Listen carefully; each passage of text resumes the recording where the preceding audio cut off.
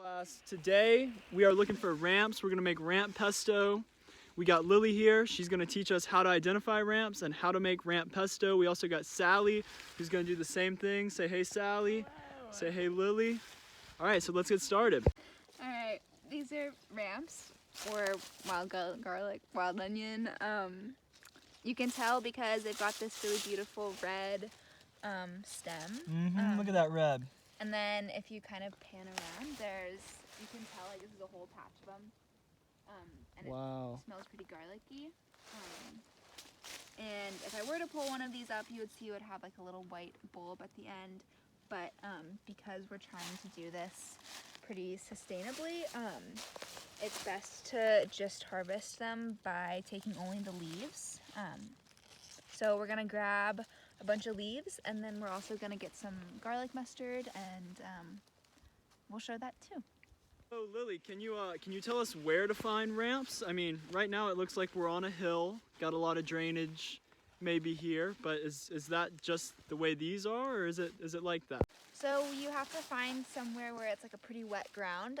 So there's actually a little river that's coming right through here in the bottom of this valley. And so we just looked for roads that were near a river and then pulled off when we saw a patch.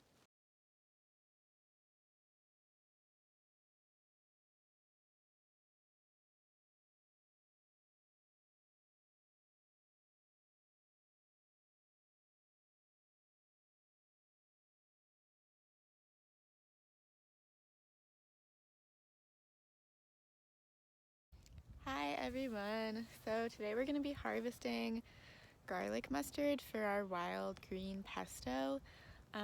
Garlic mustard is a plant in the brassica family, which is the same family as like kale and cabbage and broccoli and stuff like that. And it grows everywhere. It's actually an invasive species in the Northeast. So you really should harvest as much as you want. We wanted to include this because it's a really easy to find plant in a lot of parts of New England and the Northeast in general. And it's free. It's a free, really healthy green that you can just find growing anywhere. It's really high in vitamins A and E, and it's also a bitter green, so it's really good for digestion and for your liver and for all sorts of stuff like that. So this is a huge patch of garlic mustard that I found growing in a parking lot. Garlic mustard tends to grow in places like this, parking lots, backyards, the edges of forests, just funny little in-between places like that. And when you're harvesting, you do want to make sure that it's from somewhere that isn't getting sprayed, because you don't really want those chemicals in your body, but pretty much other than that, you're good to go.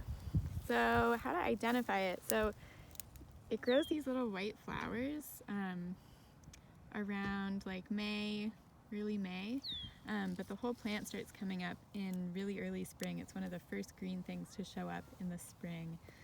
And it has these little heart-shaped leaves that you can see. They're kind of serrated around the edges, and they've got this kind of bumpy, veiny thing going on. And you can see, let's check it out. It tends to grow in what's called a basal rosette. Here. Okay, so we have our ramps right here, garlic mustard. We're using sunflower seeds, but you can also use walnuts, almonds, pine nuts, any sort of seeds basically will work. We're also gonna saute some zucchini and have the pesto over that. But we're also adding the lemon, olive oil, salt and pepper, and we're gonna throw some violets on top of the whole thing. So we're gonna throw all this in a blender.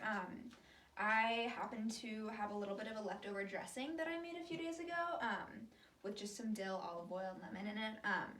And so we're just gonna reuse that and kind of mix it in with the pesto so we don't waste anything. And it should add a little bit of a licorice-y dill flavor to it too.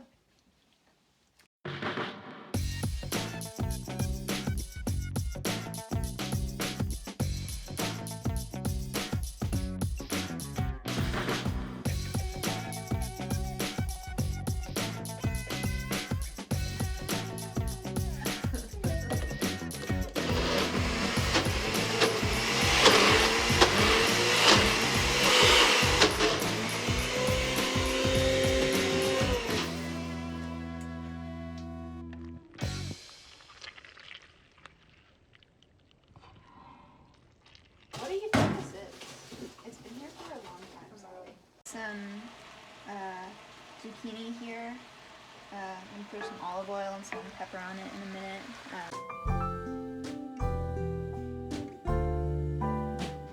Okay, beautiful pesto pasta.